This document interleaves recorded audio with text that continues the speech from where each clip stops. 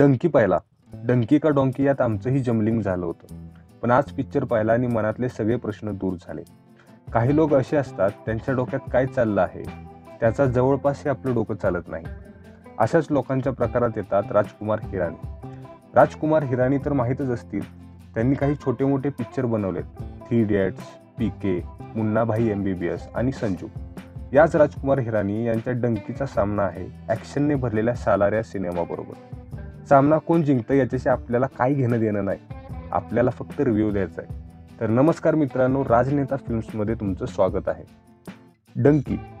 डंकी हे नाव सुरुवातीला विचित्र वाटलेलं आणि या डंकीचा अर्थ काय आहे हे चित्रपट पाहिल्यावरच समजेल. डंकी म्हणजे तो मार्ग जो परदेशात जाण्यासाठी बेकायदेशीर वापरला जातो. या मार्गाला सुरुवातीला डॉंकी म्हणायचे, पण बोलता बोलता आता डंकी म्हणलं जातं. या फिल्ममध्ये तेच दाखवलं आहे की हे 5 तरुण यांना परदेशात जायचंय आणि त्यांनी डंकीचा मार्ग निवडला आणि त्या मार्गात त्यांना काय काय अडचणी आल्या. चित्रपटमध्ये शाहरुख खान जरी असला तरी या चित्रपटाचा खरा हिरो त्याची स्टोरी आहे. राजकुमार हिरानींच्या डायरेक्शनमधला खरा स्ट्रॉंग पॉईंट म्हणजे त्यांनी क्रिएट केलेले इमोशन्स.